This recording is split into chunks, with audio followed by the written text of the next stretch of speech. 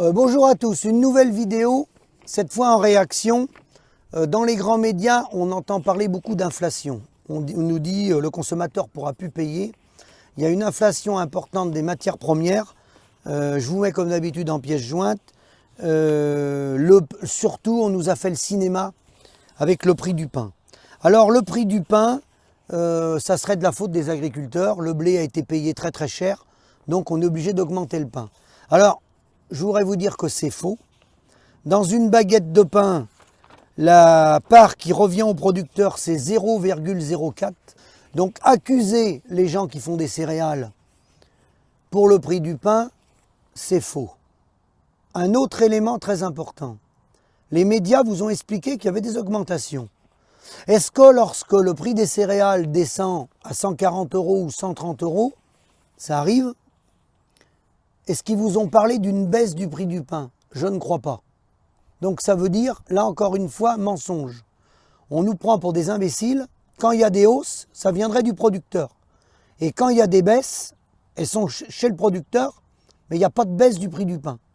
Donc inutile de dire, comme dans les autres secteurs, entre le départ de la ferme et le boulanger qui vend la baguette de pain ou la grande surface, les souris dansent.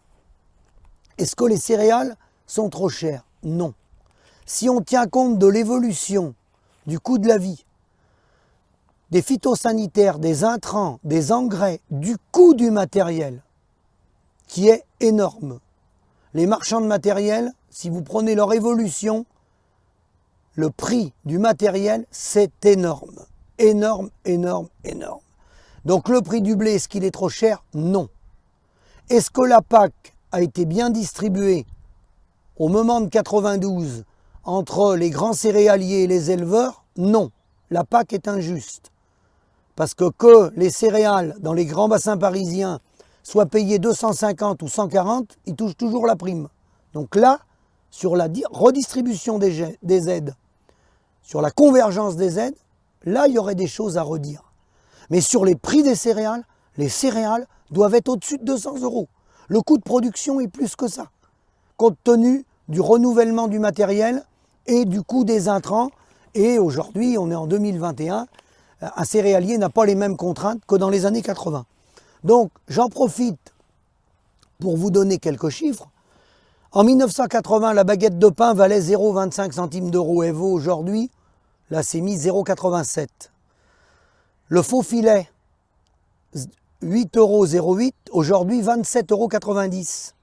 Le litre de lait, 0,38 centimes d'euros en 1980. Aujourd'hui, 0,94 €. C'est des moyennes. Hein. Le beurre, 0,90 €, 1,89 €. L'huile, 1,18 €, 3,60 €. Les œufs, 1,18 €, 2,65 €.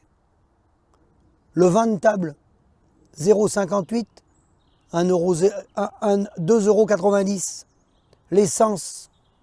L'essence pour faire le plein des voitures, 0,52 €, 1,48 €. Bien sûr, la plupart du prix, c'est des taxes. Une place de cinéma, pour comparer les choses, 2,45 €, aujourd'hui 10 €. Un journal quotidien, 0,35 centimes d'euros un journal, aujourd'hui 2 €.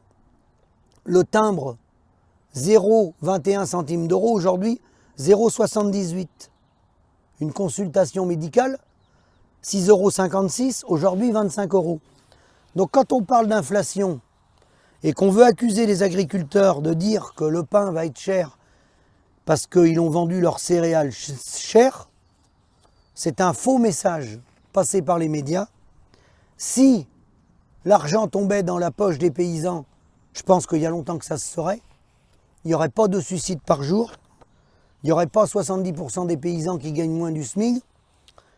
Et tous nos collègues agriculteurs qui arrivent à la retraite et qui cherchent des repreneurs, bah ça se bousculerait à l'entrée des cours de ferme. Malheureusement, c'est l'inverse. Il n'y a plus de repreneurs parce qu'il n'y a pas de rentabilité. Donc je tenais à reprendre ces chiffres, à rétablir la vérité. Non, non, les céréales ne sont pas trop chères. Compte tenu de l'évolution et du prix du matériel, les céréales ne sont pas trop chères. À bientôt.